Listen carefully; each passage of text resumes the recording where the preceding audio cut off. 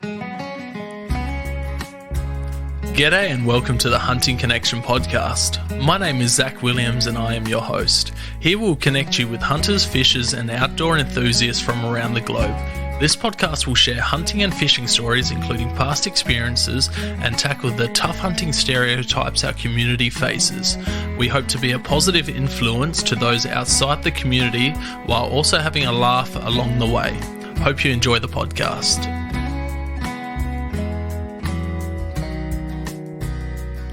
G'day and welcome to a bonus episode of the Hunting Connection podcast. Today's episode, we have Michael Wild from Firearm Owners United. How you going? I'm good, thanks, Zach. How are you? Yeah, good, thank you, mate. So we decided to do this as a bonus episode because you guys are going to be at the Wild Deer Expo this coming weekend. That is correct. May 13th and 14th. So that is this weekend in Victoria, Lardner Park, Warragul. Beautiful.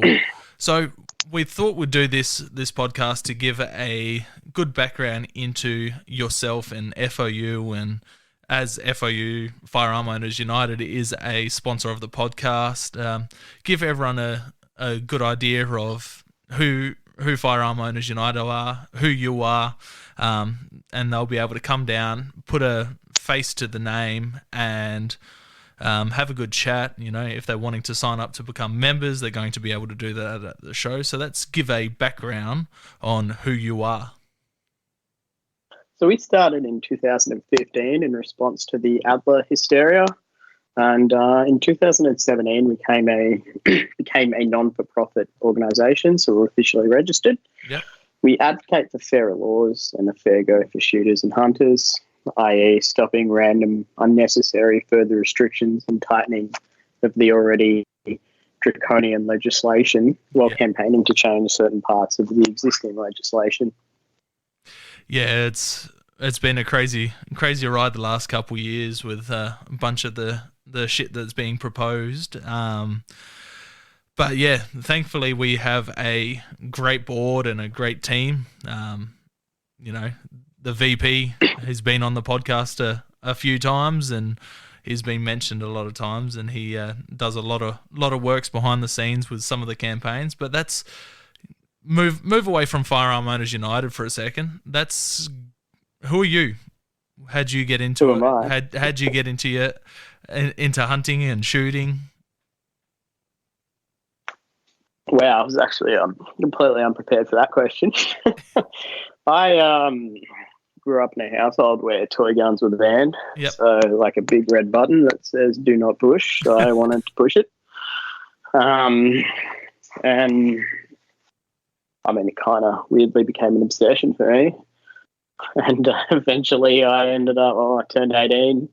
I did start shooting before I turned 18. I think my parents just gave into the, I want a gun, and took me down to some ranges, and I ended up joining the SSAA youth training scheme, which was actually really great. It allowed me to learn how to shoot safely and learn how to compete in competitions. And I back then placed at a state level a few times. Not so much in my older age now. Eyesight getting a bit bad. Look, after that, I sort of fully got into it. You know, you buy yourself a competition rifle or a rifle for the bunnies, and then, you know, a shotgun for clays. Yep. And then I had a chance to try single action shooting, so I got really heavily into cowboy shooting, collecting firearms as well. It just became something I wanted to do. I knew a few people that were collectors essentially, and 100 plus guns, and I'm like, wow, yeah, I'd really love to do that. Just trying to work my way there. I bought number 46 the other day, Glock 17, so beautiful. We're just slowly working our way up. What's your license categories do you hold? I've got your standard AB. I have a and a L license, which is a Victorian license and is essentially your collector's license. Very nice, very nice. And what is your position in Firearm Owners United? I am the current president. I've been the president since 2018 when I took over the former president and one of the other founding members. Me, along with 3 other blokes, we were essentially what we called the Founding Four back in the day when we were just a mere Facebook page. Yep. And we expanded quickly and eventually got registered. Under my leadership, managed to sort of turn the organisation into something and around. We also managed to get an apology from David Shoebridge, the New South Wales Greens leader. Beautiful. After incorrectly stating some stuff, which is one of my claim to fame. It's always good getting the Greens to apologise for stuff. So, FOU is a membership-based organisation. How has that come about? Had FOU, Firearm Owners United, get to that stage? Blood, sweat, tears, a lot of hard work, a lot of digging in our own pockets to set ourselves up. And I mean, lawyers, there was lawyers' fees, lots of lawyers involved in the beginning, especially with the whole non-for-profit thing, like just getting the constitution written up, making sure we were all good with ASIC, that sort of stuff. It was to me, it was a time long ago now. Somewhat of a much simpler time. Yeah. There's a lot more paperwork we push these days. Yes, I bet. So what is the benefit of Firearm Owners United being a membership-based organisation, like aiming for the membership so we can fight? Is that what the whole idea behind a membership-based organisation is? Well, partly yes. But we recently sent our submissions to the National Firearms Registry, well, not to the National Firearms Registry, on the National Firearms Registry to the government, as well as the duck hunting in Victoria inquiry. Yep. We've become very good at what we do. So more often than not, the government actually approaches us beforehand and requests that we write one. And for those people that have read our submissions, they're well presented and exceptionally researched. We have a biologist and scientists on the board of directors. So we do produce some top quality submissions, and without tooting my own hand, it's understandable. My own horn, it's understandable why the government would approach us. Yes, well, we also run 4 to 6 campaigns a year where we write up a small letter and we send it to the relevant ministers. And we also actively encourage the general public to do the same and provide a template. One that people might remember is the Suppressor September campaign. And this year we've got a few good ones we're working on. Yeah, last year... Suppressor... Nah, all good. The Suppressor September one's been mentioned on here a few times. Last year we wrote some proposed changes to the legislation in Victoria surrounding collectors' licenses and handgun licenses. The proposals were taken very well by the politicians we met with, and even Andy Medic, the leader of the Animal Justice Party at the time, said he would support it. We're planning on returning again this year. We did know that there was going to be an election in November 2022 for the state, so we were waiting on the outcome before we were going to ask someone to table it. So we'll be heading back in to meet with all the new politicians, show it to them and get it tabled, hopefully. With member benefits, I mean, that's the sort of thing you're getting. You're getting hands-on, on-the-ground action. As you said, Daniel, my current vice president, has been on a few times. He's gone in and met his local federal MP, that sort of thing. Like, you are getting us boots on the ground, going into Parliament, meeting with politicians, that sort of stuff, as well as our submissions, our campaigns. And at the end of the day, we need the members to represent. And unfortunately, we also do require the funding. The ASIC levy each year to remain as a not-for-profit company is quite insane. Yeah. The funds also help us sponsor junior shooters. One of our previous sponsored junior shooters actually went to the Tokyo Olympics. The money can also help us fund ads, which we put in the paper during election time. Some people may remember some of the ones we've done in the past. Yeah. Awesome. So with all good. So the first few years, you covered certain things like the issues with the Adler stuff, the QCAT stuff with the wedge tail, NCAT stuff. What else have you?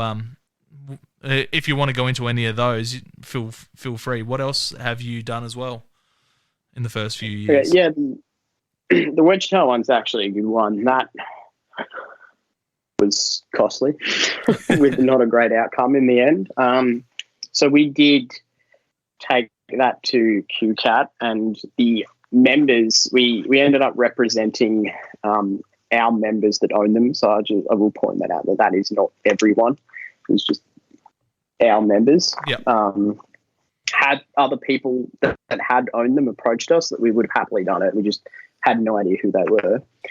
And what happened was, during proceedings, the judge actually sided with us over the police, saying the police cannot interpret and make up the legislation or change the legislation as they see fit, and the wedge tails were returned to their owners under a stay of power. So that was only to the ones that we represented. That's awesome. And it was. And it looked like we had it all in the bag, and unfortunately, in the end, the QCAT judge did decide to side with police. Wasn't a great outcome, but it was something we thought till the end, and that's what we're about. Yeah, 100%. And unfortunately, it's just new things keep coming.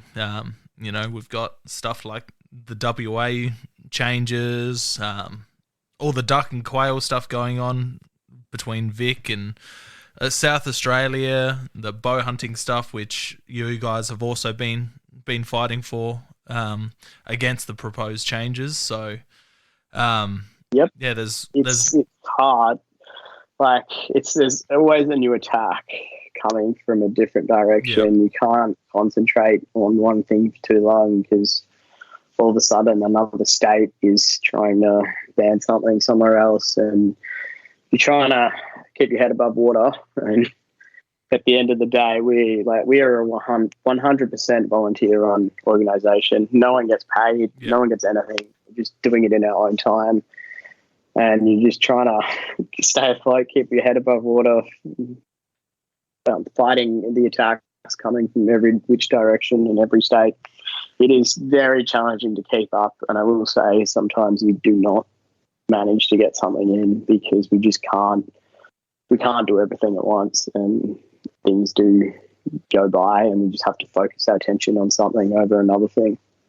Yeah, it is definitely hard. We all have full-time jobs, so everything that's done is done outside of work hours, and just member support, people doing stuff, like everything is member run. Like when FOU put out the letter campaigns, people need to get on those things. They do put out good results, but without people getting behind it, it can definitely be hard. And that's like what you're saying is extremely true. And one other thing I'll point out is when we do meet with politicians, first question we always get asked is, how many members do you have? Then they sort of pry how many around their electorate, that kind of thing, because they want to know if they support this, are they going to get votes out of it, essentially? Is it something worth their time that they're going to get a return in votes? So the more members we have, the more reach we have around Australia and with politicians, because realistically they don't care about a lot except staying in. Yeah, and unfortunately, shooters tend to be very vocal when stuff goes wrong, but they don't tend to get behind all of the stuff that they can do to help them. You know, we're all guilty of it. But yeah, we all need a band together with all of these submission type stuff. So FOU changed direction in 2020-ish area. What was the change of direction for FOU from there? Well, with 2020 was COVID, the height of COVID, and not a lot happened. We were heavily involved in the removal of mandatory Cat H shoots, and in Victoria, the removal of Category C clay target shoots. If you had a semi-auto shotgun for clay target shooting, you have to do a minimum amount of comms. And speaking from a Victorian perspective, LRD were pretty forward, and they did end up taking our recommendation of reviewing the year after, which they also removed all attendance requirements for. So it was 2 years straight, which was, we didn't recommend 2 years straight. We recommended in March and mid-year to review for 2021, which they did and cancelled. So that was great.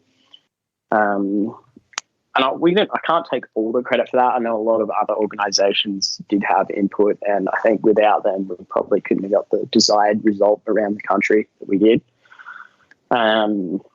After that, there wasn't a lot happening.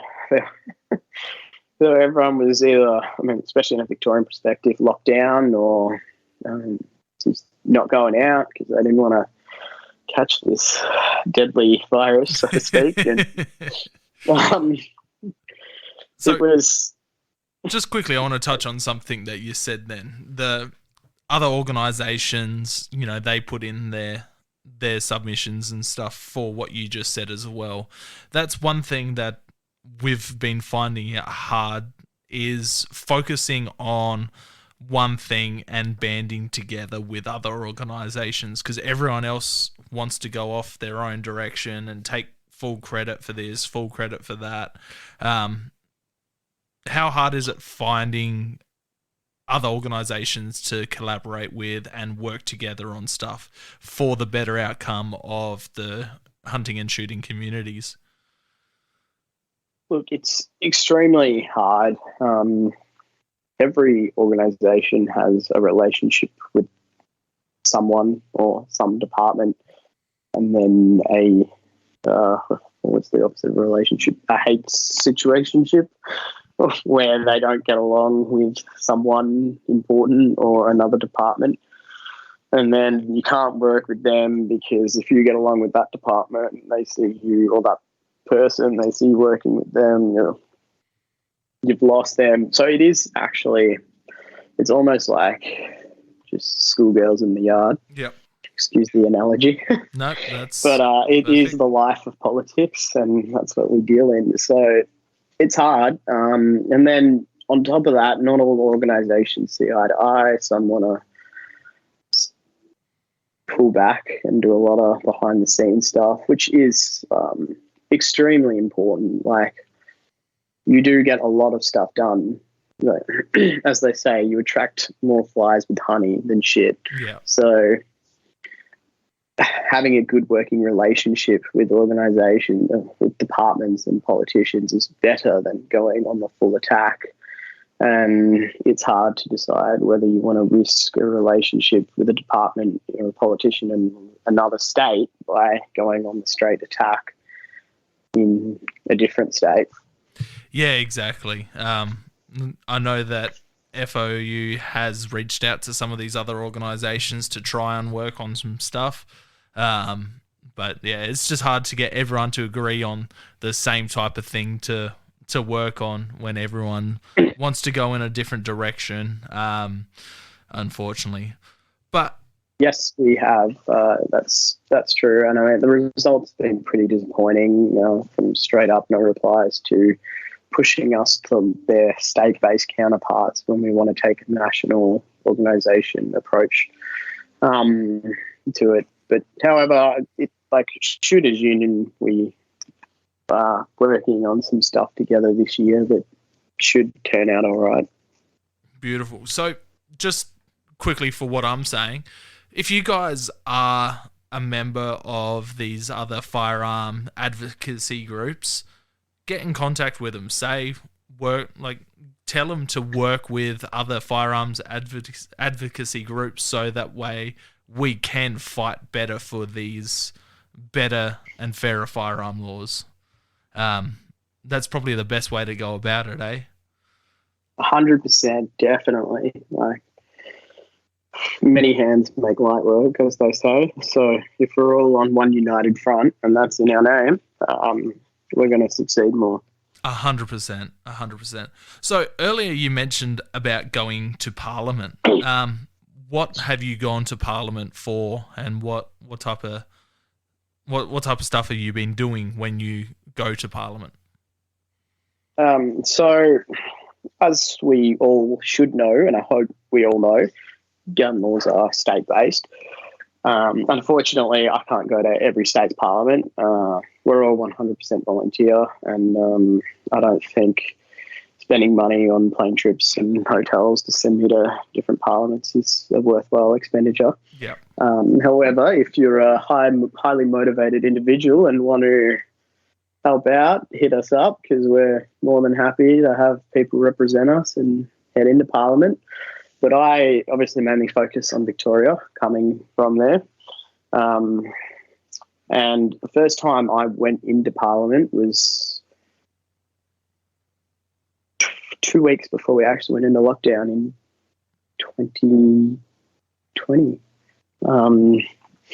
I do recall, it was funny to me, like I do recall actually seeing Daniel Andrews walk past me while I was having a sit down with a politician from the Transport Matters Party and Jeff Borman from the Shooters Vicious Farmers Party, and the Rob Barton from Transport Matters Party just sort of like sat up straight and like nudged his offsider, and then he said to Jeff Borman, he's like, "That's your premier that just walked past," and he was walking like he had the, swinging his big dick, just walking through with all his bodyguards. And then to see him less than a month later, all stressed out with this coronavirus stuff, he looked like he'd aged 100 years. But I did meet with a variety of politicians then, and one of the things we were discussing was Chief Commissioner discretion powers, which is a legislation piece in Victoria that allows the Chief Commissioner to reclassify firearms without it actually going through Parliament, which essentially means his word is the law. Yeah. So he can create gun laws as he chooses fit, something, if we refer back to the QCAT case, that the Queensland Police had tried to do, but it's not legislated that they could. Whereas in Victoria it is, and that was something, they don't use it often, but when they do, it's all the really cool guns. They just put up a category. Mainly Cat Cs that operate off an AR platform. They moved Cat D off this false belief that you can just convert them to a centerfire or get an upper from somewhere, and you've now got a Cat D firearm instead of a Cat C. But that's what we were sort of focusing on then. And then when I returned twice last year, our main thing was the collector's license and handgun license legislation we wanted changed. So one of the things on the collector's licenses that we wanted to do was implement a permit type system, kind of like your classic cars registration, where you pay for like 52 days, 45 days, whatever it is, and you get to drive them for that many days of your whatever, your choice. You just got to log it, and that you can go out and you can shoot your collector's firearms whatever day you please out of range. Like we tried to keep the legislation not too far out there so that politicians would support it. Like, we want to make slow, small, good changes. We weren't like, oh yeah, you can go out hunting and go to private property and mag dump your semi-auto you bought for your collector's license. We wanted to keep it as a collector's themed thing. So you're going to go to the range and you're going to use it in a proper controlled environment. But we're looking at, you can use it in your own time. So it's like I compete once a week, just about, and I'd love to just bring one down and have a go and make sure she's all good, working fine, sighted in, that sort of thing. Other than that, in the state of Victoria, the only way you can shoot them is if you are a member of a club that does run shoots. And at current, there's only 3 clubs that run shoots in the state. And then they run them approximately once a month. So they run around 9 or 10 a year, not doing it like skip January, the holiday periods, that sort of things. So we wanted to look at more freedom for you using them. And then Victoria has this lovely thing called a notification of receiving instruction for handguns. And you're allowed to do it 3 times if you're under 18 and 10 times as an adult. And then they've recently just combined it to 13 times. So in your lifetime, you can only shoot a handgun without a license 13 times.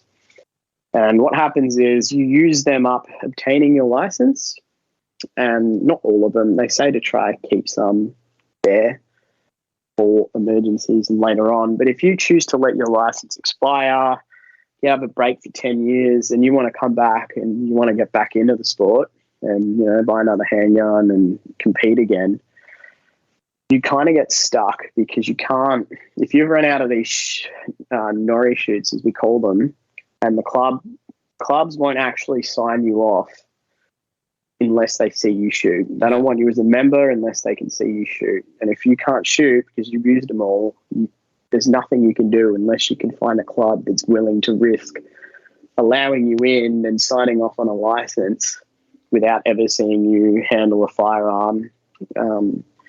And you would have to do safety course again, although the legislation doesn't specify practical handling for the safety course. A lot of clubs implement it as part of the safety course, so they can see you can handle it proficiently. So that we just wanted to look at how we could keep the nori system, because we know we can't get rid of it, but make it more user-friendly, as in, like, if it resets if you get a handgun license, or if the club requires a practical handling shoot for the safety course, it's not included as one of your 13. And these notifications for receiving instruction aren't a thing. It's any time a handgun is in your hands unlicensed. Yeah, wow. So if there's someone's just showing you how to rack it, that sort of stuff, that's a notification of receiving instruction on the handgun. If you don't live fire on the day, it's still one. That's insane. I did not know that. Yeah. Handgun laws in Australia are just absolutely pathetic. I'd definitely own handguns for hunting if we could, Do you feel that firearm laws, because this is how I feel, that firearm laws in Australia are made by people that their background of firearms are watching James Bond and John Wick? That's how I feel. Like the only I don't think they're made by people that think it's like that, but I think I'll go slightly go off from that question, and what I don't want anyone to do if they ever do meet with a politician, which is go on a rant. But I do think the general public, especially, are very Americanized when it comes to firearms, and they see we have these amazing gun laws. They don't even know gun laws vary state by state greatly. Like, you still can get on a collector's license in most states. You can get as many semi-autos as you want. Your reason is collecting. Yeah, like, you just can't shoot them. That is our amazing gun laws. Or Glocks have to have 10 mil, 20 mil protruding out of the barrel because that's minimum barrel length on a handgun. Like, it makes no sense. It's those sort of things that are the actual gun laws, but people just think we have these amazing gun laws that stop mass shootings when it's not the guns, clearly. Like, anyone can sort of figure that out if they had an inkling of anything, but it's been 1996, so nearly nearly 20 years since Port Arthur, and a lot of people are very what's the word I'm looking for? Disengaged or from reality and from firearms because they're not around them. They don't know anything about them. People can't tell the difference between a very obviously looking plastic gel blaster and a real firearm. They just think it looks like a gun, so it must be a gun. That sort of thing. I quite often bring up appearance laws to people when they start saying how great our gun laws are.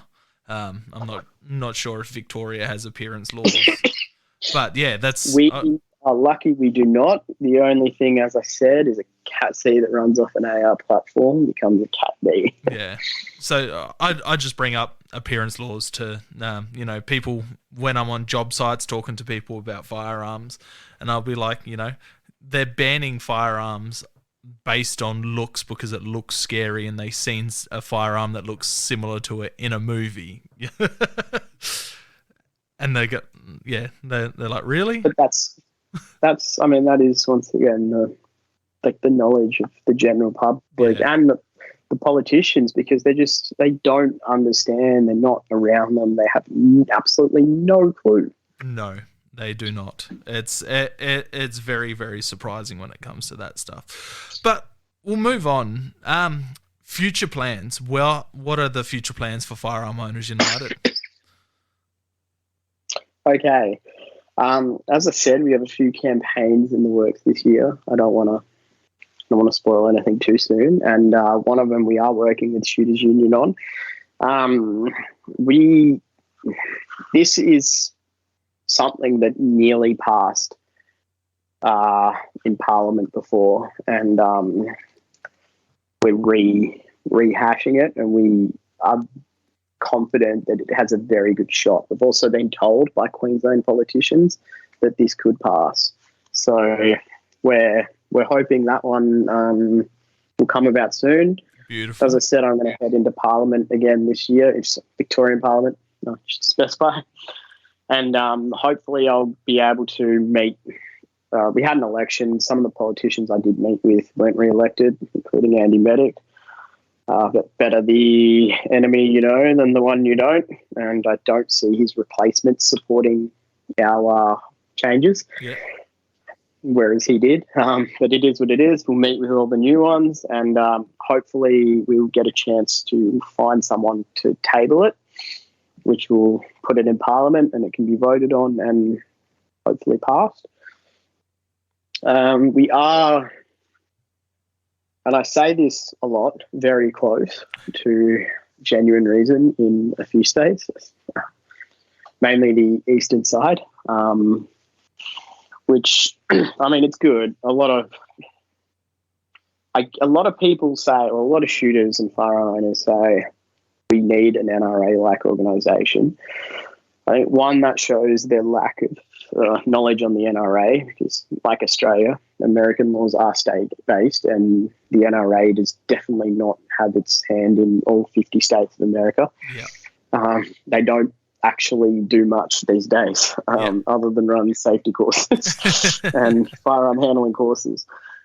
America, just to go on a little rant about it, has a lot of smaller organisations in each state that focus on keeping the legislation or changing any legislation that had been changed back. But going back to Australia, most shooters say they want an NRA type organisation, but the thing is they don't want to pay for it. And this is what I call the shooter's conundrum. You want that, but you don't want to pay for it. You only want to pay for genuine reason, but you don't want genuine reason. You want an NRA type organisation to get rid of genuine reason.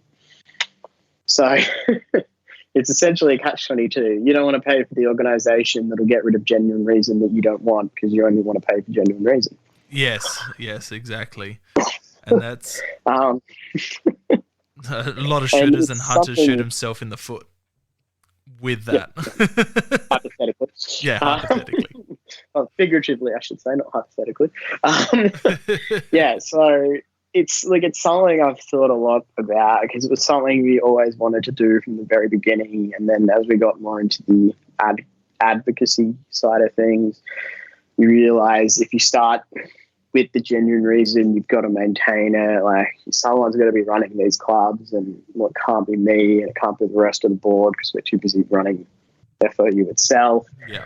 And our biggest thing is lack of motivated people to run such clubs. So I am slowly building up people in each state, and we are very, very, very close. So stay tuned, because you soon should be able to use us as genuine reason. That'd be awesome.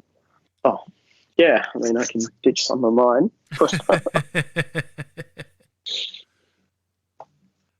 So what about other recent developments? So sponsoring certain platforms to get the voice out there, and certain platforms. You're talking about that amazing podcast called the Hunting Connections podcast? Yeah, plus another one that you guys have jumped behind as well. So yeah, so Send It Mate podcast is another bunch of blokes we've gotten behind. We have also just taken on another sponsor ourselves, which is High Caliber, the gun cleaning oil manufacturer. They were the along with our last guest on the podcast. Good old Ross. Yes, he was. Yep.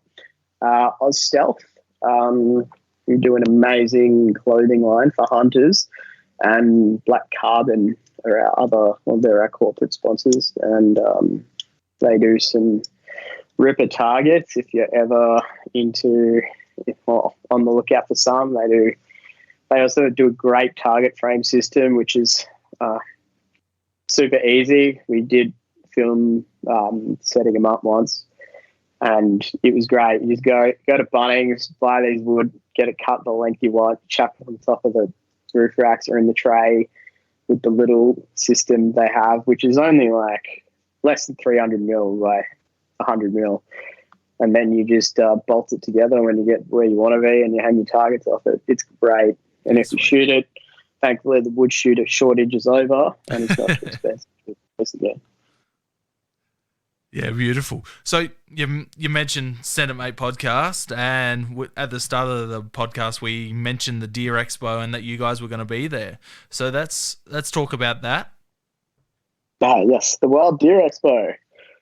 So you'll find us at stand B23 in the Ball Pavilion, and we're actually going to have a new range of merchandise that we're releasing. So this isn't available online at the moment. It won't be available until after the show. We're going to have specials on our existing line of products, and if any members come want to buy some stuff, show a valid in-date membership card, you can get 5% off the new range. Beautiful. Obviously, we'll be promoting and stocking our sponsors, so Oz Stealth's clothing line, Black Carbon's targets, and High Caliber's gun cleaning oils. You will have the opportunity to meet the Send It Mate podcast crew, because they will be hanging with us. Legends. So if you want to go and have a chat with them, go for your life. They'll be there. You can sign up on the spot as well, and we'll be able to print your membership card on site and hand it to you, pending no technical difficulties, because I have no idea what they're going to provide us at the moment. So we'll jump back onto that membership thing. What does the membership cover, and what does it support Firearms Owners United doing? Just so everyone's aware of what their membership dollars go towards, and the numbers increase as membership numbers increase, what we can do more. So some of the money goes into our war chest, which is what we call it, which is essentially an account where we fund our court cases, that sort of thing. So the Wedgetail case cost us $15,000-ish in the end. And that's not the only thing we've taken to court. As I said earlier as well, we sponsor junior shooters. So some of the money just goes to ammo for them or coaching for them. It also helps us exist. ASIC is very expensive for trying to run what is essentially a charity, not for profit. it pays our bills to exist for the government. And it also pays for things like printer ink, envelope stamps, all the letters that we send to politicians. We don't always email stuff. Sometimes we actually send stuff by snail mail, which is also how the government sends us things from time to time when wanting, instead of just emailing us, they'll send us a mail like we want a submission or can you tell us more about this, which is we find very bizarre. And look, our merch sales go towards that as well, but the sad reality is we can't exist without money. We do need it, but we're not very expensive. As someone said to me yesterday, or actually this morning when he renewed, he said, look, it's less than a pub meal. Like, it's good value. And I was like, yeah, cool. Actually, that's a great analogy.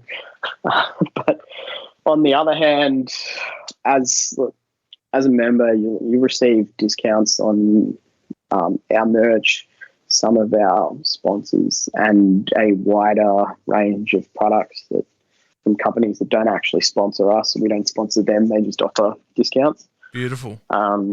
You get the front line on boots on the ground lobbying. As I said, we will go into Parliament and represent you, the member. Without you, we're just going into Parliament ranting. Like, it means nothing without the members behind us. So pretty much, if you guys listening want better and fairer firearms laws, we can't do that without numbers and your membership. So, become a member, have your voice heard. Without money and without numbers, we're not heard. We need a push towards what we all love. So yeah, if you're heading to the Deer Expo, go see the Firearm Owners United guys, sign up, buy some merchandise, check out the sponsors stuff there, buy some of their gear, support Australian shooters by becoming a member, and fight for fairer firearms laws. You can also sign up straight from our website, or you can find us on Facebook page, Instagram, Twitter, and Reddit. And from there, you can just get the link to the website and sign up if you want, or a merch store and buy something little. Just every little cent just helps support us. Just quickly, what's the membership cost for people that are listening? It is currently $30.